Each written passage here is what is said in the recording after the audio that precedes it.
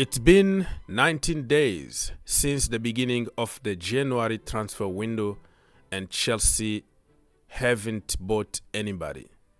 Sounds a little bit weird because we all know Chelsea are addicts to buying players. Even if they don't need them, they have to buy them in order to prevent another team from buying that player. Are you worried? Are you concerned about the lack of activities at Chelsea Football Club this transfer window? Or are you thinking yourself, listen, in the last 3 transfer windows, we spent almost 1 billion, not exactly 1 billion, but that's what the media want you to believe in order to paint Chelsea as they spent a lot of money, they can't deliver, just for the narrative that they are pushing a certain amount. But hey, you can put it maybe 5 billion if you put it in Zimbabwe dollar or something like that. So yeah, you put whatever currency you want, you push whatever narrative you want. Ladies and gentlemen, my name is Ogs, your own brother. Don't forget to like, subscribe, share, comment down below. Here we go. Can you believe it? It's been already 10 years since Chelsea and Jose Mourinho made one of the worst decisions in the world of football or in the world of sport in general, selling Kevin De Bruyne to Wolfsburg for 18 million. Can you believe it? I still remember when Mourinho back then was bragging about getting good money on Kevin De Bruyne because he didn't want to wait. Wow. And that's why sometimes you need somebody who can put arm around you and tell you it's going to be okay and I'm going to trust you. Mourinho is denying today that he never sold De Bruyne. Chelsea did it, but we all know that Mourinho was the manager. Back then, he used to decide who's coming, who is leaving.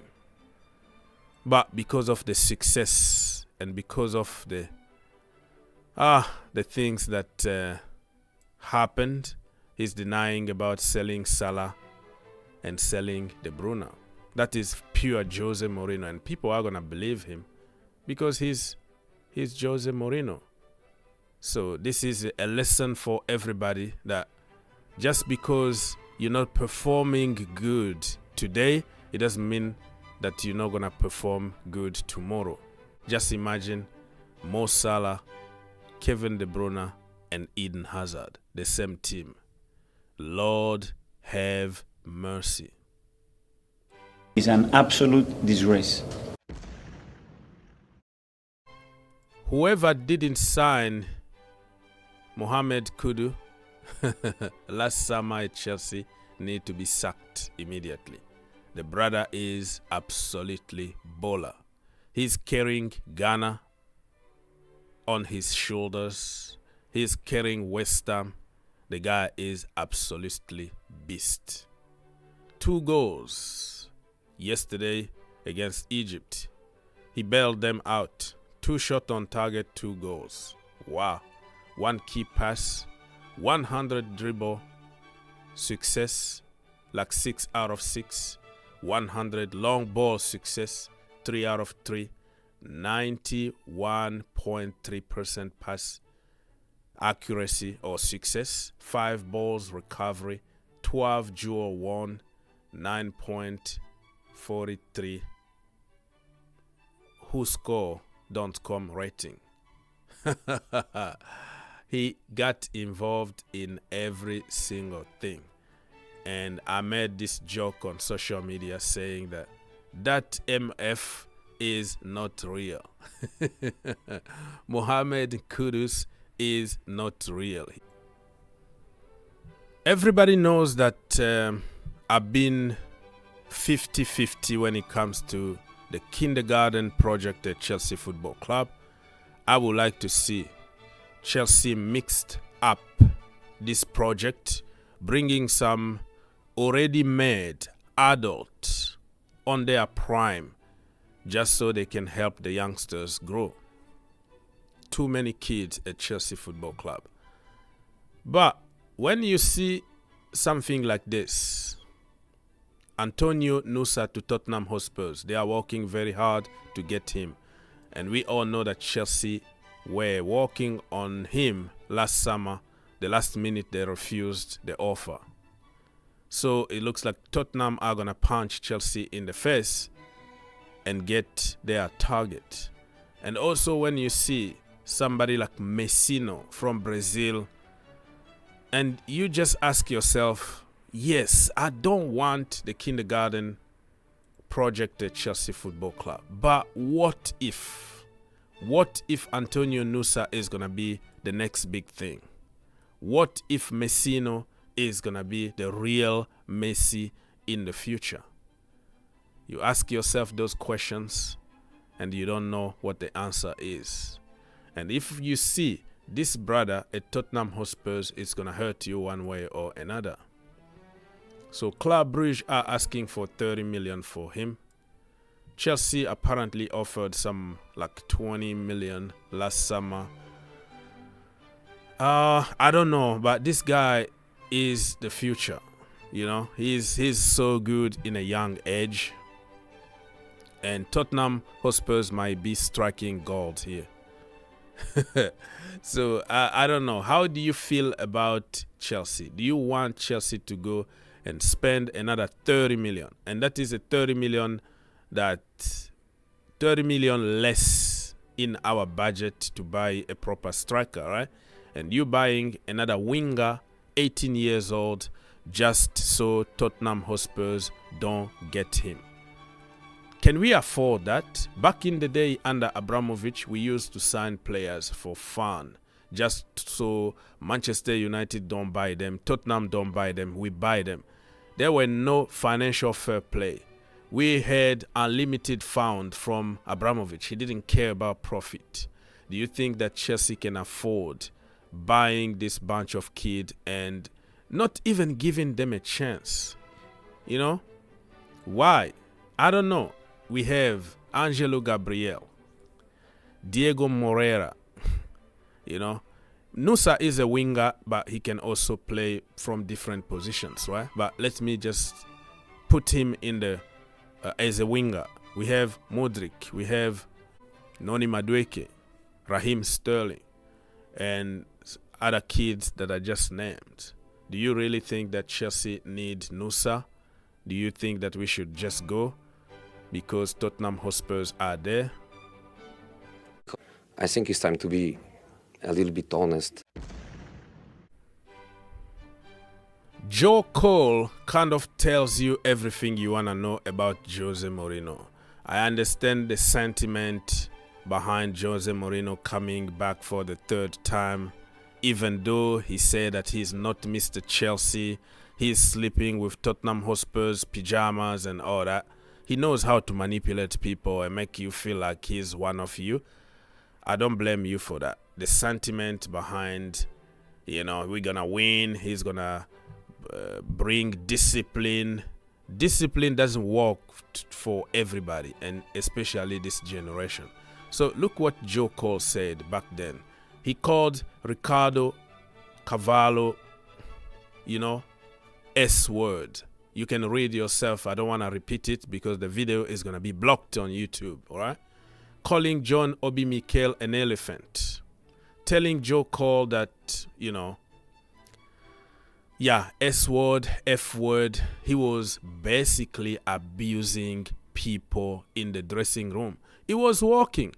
Back in the day that we didn't have a social media, we didn't have all the links that we have today. Do you think that this kind of disciplinary manager is going to work at Chelsea Football Club and he's going to tell Cole Palmer to, you know, do whatever he wants, or he's going to bench him? Listen, this is just Chelsea fans being deluded. Insult, body shaming, name calling, blaming everybody else but himself.